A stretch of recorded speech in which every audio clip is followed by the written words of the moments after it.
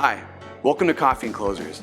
I'm Mick, and I want to personally invite you to join me and one of today's top performing sales stars for a cup of coffee and authentic conversation. And our collective goal is that you will walk away with tangible knowledge that you can apply to your sales efforts today. Are you ready? Grab a cup, fill it up, and let's get into another episode of Coffee&Closers.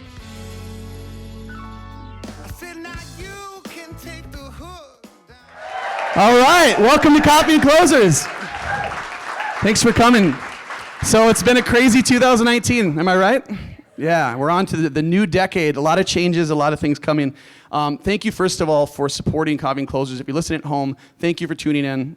It's been an incredible ride, and we're just getting started.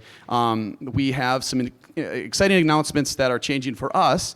One of them is we're going to be deploying Closers Community, which is going to be kind of a virtual bridge, we'll say, from the long, cold days in between each episode. It's going to be a place to collaborate, a place to share, a place to learn, and you can look for that in the beginning of Q1. Speaking of changes, in this new kind of end of year thing, new decade thing, a lot of people look to their situation and they say, I want to make some changes, right? Maybe it's a habit you want to kick, or maybe it's a new job, maybe it's, well, in Mick's case, a revolution. Mick White, I've been saving him for this time right now. Not just the end of the year, but the end of the decade. It's when people, I don't know about you guys, but it's when people hit the gym or they do all kinds of things. And really for us is when we plot out not just what Coffee&Closers looks like for next year, what does our lives look like for the next decade, right? Mick, for 20 years, was a financial planner. Anybody ever met a financial planner? They're everywhere. Really hard to stand out. And let's be honest, we're all in somewhat commoditized businesses, whether you're in recruiting or you sell software, we all are our own financial planner. It's really hard to stand out, okay? Mick did it successfully for 20 years, but 4 years ago, he had a personal, kind of a personal challenge ripped through his personal life. And it gave him the opportunity, well, it put a fork in his road, and he had to make a choice. Do you play it safe? Do you stay the course and do exactly what he'd been doing? Or does he take that pain and does he use that fuel and start a revolution?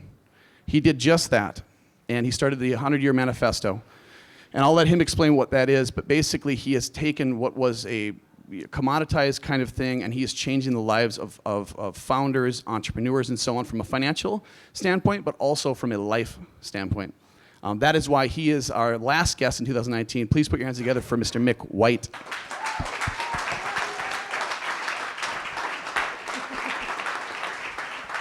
All right.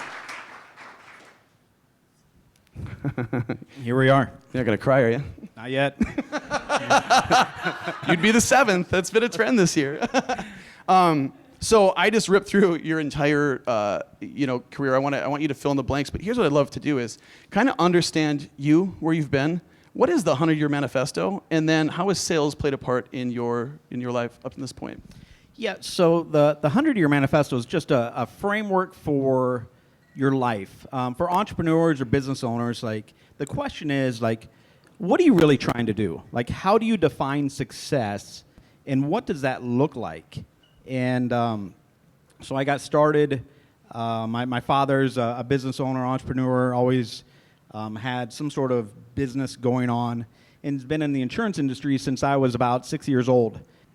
Since I was 6 years old, I've always been in the insurance world, and I saw, like, the good times when he and my mom would go on trips and amazing things, and then I also saw the times where our van got repossessed and our house got foreclosed on, and we didn't have any money at all. And so I've always seen sales and business on both sides of it, and I appreciate my dad's transparency about it all, and also some of the conversations that we would have at the dinner table. I realized not everybody has those conversations about, I was probably 12 or 13 years old, and my dad one day, so at this time in my life, we had duct tape on the windows. We call it the duct tape years. And in the wintertime, we had duct tape, we had plastic, and then duct tape on all the windows. And when it got windy, all the duct tape and the plastic would blow out, and it would blow back in. And that was our insulation for our house. And this was about the same time my dad, we were having dinner one night, and he started choking. He ate something, started choking, and it was funny for a minute, and then it became not funny. And he turned red, and it got real quiet.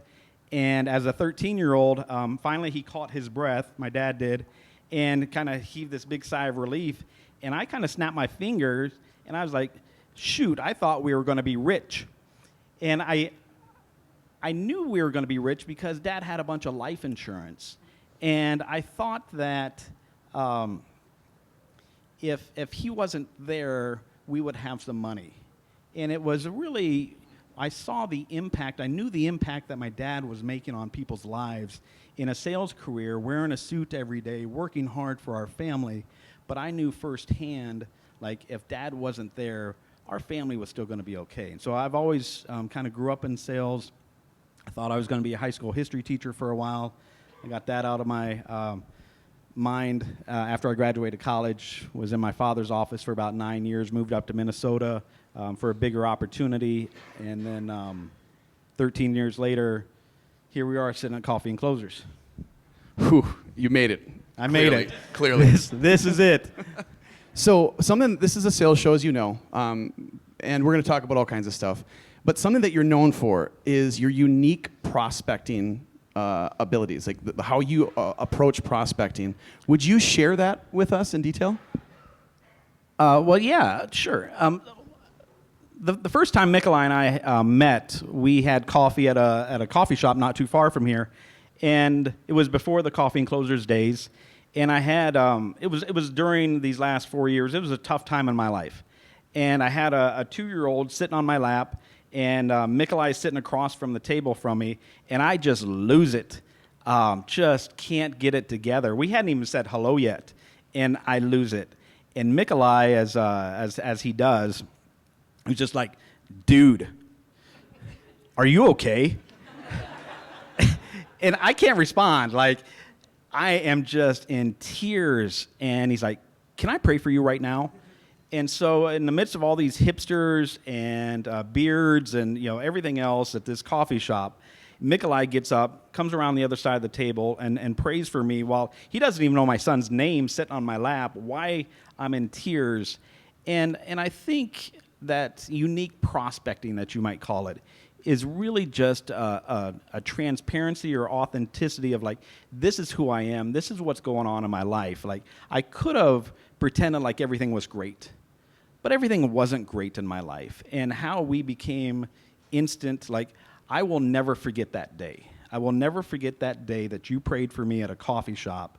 And from then on, I think it changed our friendship, it changed our relationship, because of that uniqueness of being able to be vulnerable to say, like, everybody has a story, right? Like, so Mr. Rogers said, I quote some, "I graduated in the half of the class that made the top half possible." Thank you for your service for my... So, take that. Somebody had to, right? I depended on kids yeah, like well, you. You're so welcome. thank you. But Mr. Rogers said, like, it's hard not to love somebody once you've heard their story. And everybody has some sort of story. And I think we forget that in sales, that I'm trying to sell you something, so I'm just going to, like, call you up, blow up your day, and think that you're going to say yes because I called you. And yet, what's really going on in your day is other stuff. You weren't expecting me to call. You weren't waiting for me to call. And in my experience, no one's ever really, when they met me, been like, "I'm so glad I met you." Like, they give me a hug and, like, "This is the best day of my life." Like, that doesn't happen. But this story that we all have is, like, if we can start with some sort of vulnerability of, like, "How's your day going?" "Well, here's how my day's going." And not to, like, create some sort of sympathy, but just a realness of, this is what's going on in my life. This is who I am. And if you're not okay with that, that's okay. Like, I'm good with not everybody liking me. I hope everybody doesn't like me. Like, that you're probably doing something wrong if everybody does. From the moment I met you, and not knowing any of this other stuff. When I was in tears. Yep. When you were in tears, and I kind of picked you up and I'm just joking. I remember that, man. That was it was like that just happened. And something about you is that person that was your authentic self in that moment. And I've known that you have been authentic. How many people know Mick White? I mean, he's a household name by now, but okay, you guys don't. I mean, your authenticity is what makes you real, right? It's what draws everybody in. In your business, okay, from the financial advising bit of it, to the people that now you have attracted as your clients. These are members of the Minnesota Wild. These are incredibly talented people over at SureSwift Capital, at Generator, right? Your client list is quite impressive. But there had to be a point where someone trusted you, okay? Someone trusted you. I'm guessing it was your authentic whatever, but what I'm trying to get to is, how do you create with something that's so valuable to these people? It's their livelihood, it's their life, it's their future, it's their children's future. How do you authentically establish trust? So I've learned most sales pitches go something like this. I'm great, my company's great, my products are great, my prices are great, I'm really into relationships, and I'm a nice guy.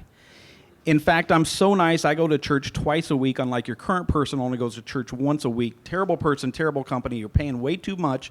Do business with me. By the way, I printed your LinkedIn contact list. If you could introduce me to these 5 people, I would appreciate that.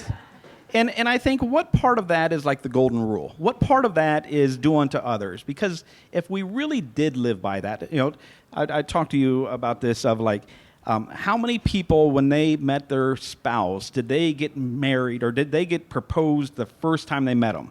Like, hey, we're on a date. I know we just met. You want to get married? And they're like, no. I'm like, okay, well, I printed your Facebook. Like, you have some friends. Like, would you mind introducing me to them?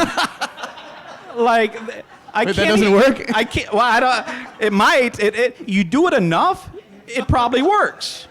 That's not my style, right? Like, that just doesn't work for me. But I think so much in sales, that's how we're trained of just like, I'm just going to go vomit all over people and see if somebody says yes. And so this thought of like, instead of me going around asking everybody for 5 introductions. So something that happened that was, it was an awful experience, but it was very valuable, is that I had a business consultant come in and for 10 weeks tell me about the industry best practices. And he's like, how many referrals are you getting a week? I'm like, I don't know, like 0? He's like, well, you need to get at least 50. I'm like, I've been doing this for like 15 years. I'm like, I'm not getting 50. He just kept talking about the industry best practices and the industry best practices.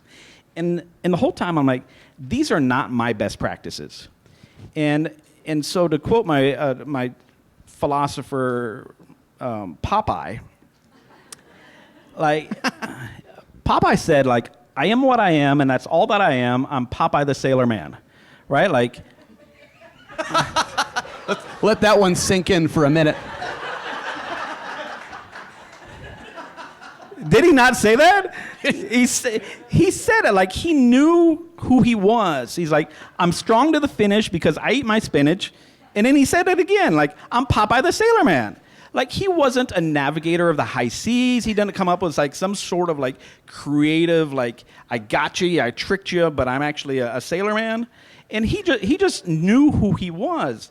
And so I think this whole time of like this do unto others, this golden rule, like, what if instead of me going around asking everybody for 5 introductions and at the end of the week getting 50 names, and now I'm just going to start cold calling you and until you either become a client of mine or you hate my guts and you hate the person who gave me your name. Is that, what if I just started making great introductions for other people? Because chances are, when we met, you didn't need to meet somebody like me. You're not a client. Like, we're friends, right? We've been through stuff.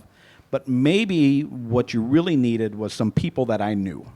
Maybe if I could add value to your life, if I could make an introduction that would change your life, that would be good. Whether or not anything's in it for me. So much of networking, so there's only one letter that separates networking and not working, right? It's the N and the E are different in the word. So, but so much of networking is going around in this very selfish manner of looking for people to sell them something.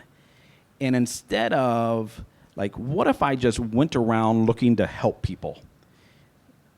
Maybe they don't need to meet me, but maybe somebody that I know can really help them out. And if I just did more and more of that all the time, life's going to be pretty good.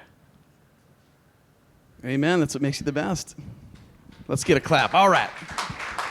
But that's what you guys now are getting why I wanted him on the show. The way that he approaches prospect, the way that he approaches business it's beautiful, and it's something that everybody can learn from. Because we've all been guilty. Has anyone went to a networking thing with a bunch of business cards in your pocket and you're like, I'm totally gonna be different. And then the first person that needs whatever system you're selling or service, you whip out the card and you're like, dang it, I did it again, right?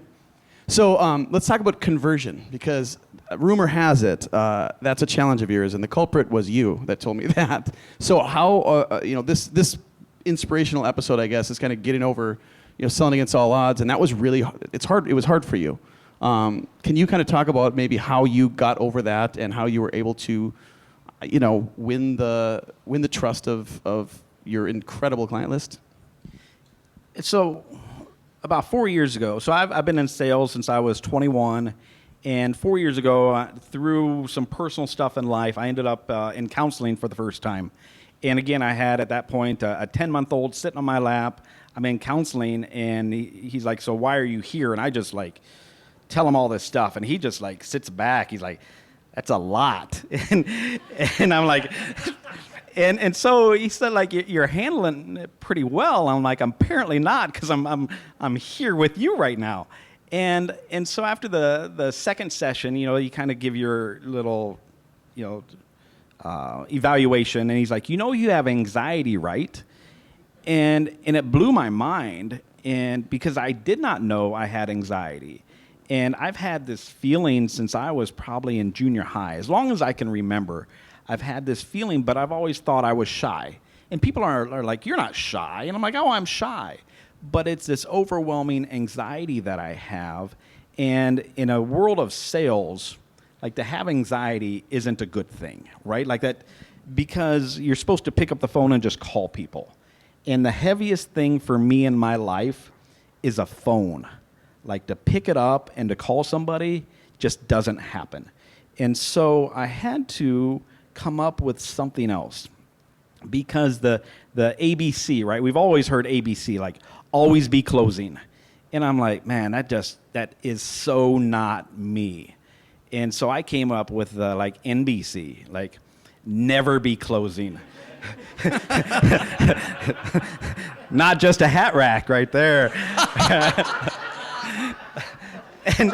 And so this never be closing is just what if I just serve others? What if I just give and give and give, knowing that it comes back? And so probably if I look at my top client list, some of them that you mentioned, some others that are fairly sizable clients, at one point or another, they said something along the lines to me of can we do business together? And I'm thinking, well, yeah, we can do business together. I hadn't ever asked them, and it wasn't because I didn't want them to become a client, is that it's really tough for me to ask anybody that final question where I've read the books, you've talked about just say this and say this. I'm like, yeah, I'm going to do it. And then when it comes time, I'm like, all right, that was great. I'll see you later. And then I'll follow up with hey, if you want to work together, that would be great. Or, but it's really hard for me to quote unquote close somebody. So I came up with the NBC. And there's duct tape on your windows, right? Yeah, right. I'm kidding. You've turned that philosophy that you've never strayed from. It's been fun to watch you do you for so long, man. It's why we're all here. It's why this room is packed. Is because we want to. How you do it and what you do is so special. I don't think you realize that probably, because despite your fear of closing or whatever, people trust you, and in your business, trust is everything. Right? Well, for 23 years, so I think 23, 24 years, I've never once made a cold call. I've tried, And then once I started pranking people. Like they would answer, and I'm like, I can't say anything, and I would. So, but I've never made a cold call, but I had to come up with other coping mechanisms, essentially, of if you can't call people and you're in sales, you better figure something else out, right? You better figure out a way that works for you. Because I imagine you can call about anybody. Just like give you a phone and you're off and running. Well, I have to, because as bad as I am at computers, I mean, figuring out email these days is... Talk to us about how you leverage Twitter. Speaking of like mechanisms, this guy's, if you guys follow Mick on Twitter, he's the king, and I know you've earned some business from kind of your Twitter engagements. Do you have some stories to share? Well, yeah, sure. I am pretty amazing on Twitter. And humble. Right, like I'm the most humble person I know. But because of so 4 years ago, today, like my world changed. Ironically enough, today's the anniversary of it, and so all of a sudden I had a 10-month-old with me pretty much all the time, and that made business difficult, right? Like I don't have family in Minnesota. I didn't have he wasn't in daycare, and my world got turned upside down. And so now I have a 10-month-old, and it's in December. And like he doesn't even have shoes. Like I wasn't ready for wintertime. And so Twitter, I had to then learn, if I can't work 40 or 50 hours a week as I was, I better figure out a way that I can still connect with people. I better figure out a way that works for me and my situation of how can I build trust? How can I serve others? How can I engage with other people? And it became via Twitter, because you can do Twitter on the couch. You can do Twitter while you're feeding a 10-month-old a bottle. You can do Twitter at 3 a.m. And it worked really well for me. And so on my whole thing on social media is I don't post. I'm not a thought leader. I don't put out a lot of white papers or anything, as much as I just engage with other people. When you post something and I think if it's valuable, I may send it to somebody else. Say like, Mikolai, you should check, or Aaron, you should check out what Mikolai just sent. Or I can respond to you on your Twitter, but there's so many ways, but I can't just retweet things. Or on LinkedIn, like there's nothing that drives me up a wall more than just a random LinkedIn connection with nothing else on it.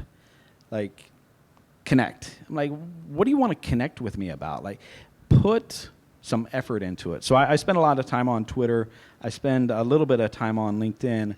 But I think it's really trying to, I think what you're getting at is, and I've learned from Aaron Eggert, who was a guest here, of that it's really about that final 5%. Like a lot of us, whatever industry you're in, like 95% of it looks about the same from the consumer. And it's that final 5% that, so it's one thing to say happy birthday to me on my birthday, right? That's nice, but that's not really hard. To post it on Facebook, or if there's a work anniversary, just to put like or congratulations, that's not really that impressive, I would say.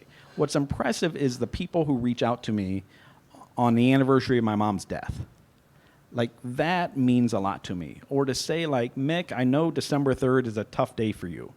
And those people make a difference. Those people show me that they actually care. Because the whole thing, like, I'm really into relationships, and I'm always just like, prove it. Like, prove to me that you're really into relationships. Because so many industries are just like, hey, Mikolai, I'm really into relationships. I'm just like, I don't need more friends. Like, that's not what I'm here for, as much as I want to develop true, meaningful conversations. And so instead of, after this, I send you an email and say, hey, Mikolai, this was great. Thanks for having me on. What if I send you a handwritten card? And what if the handwritten card has a quote that I got printed specifically for you? And I put something in there that says, Mikolai, I really appreciate our friendship. I don't know where I would be in my life without you. What you're doing with Coffee&Closers is amazing, and I am so thankful that we met 2.5 years ago, Mick. And then I put it in the envelope, I hand addressed it, and then I put a wax seal on it like King George would, and then put it in the mail to you. He does this, and it's incredible, okay?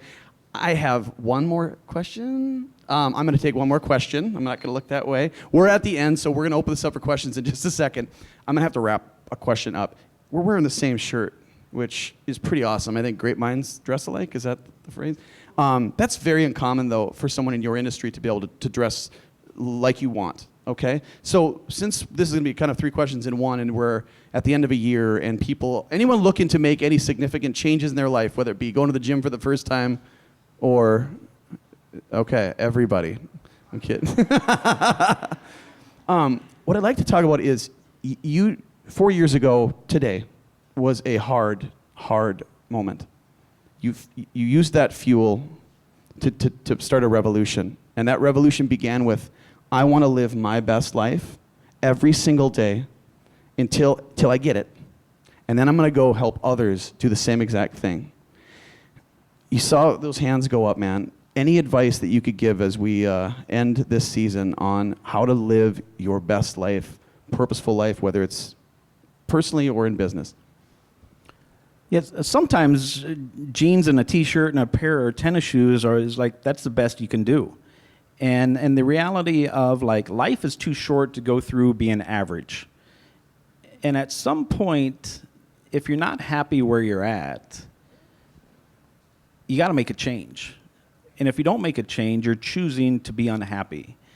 And when values are clear, decisions are easy, right? Like if you know who you are, you know what you should do.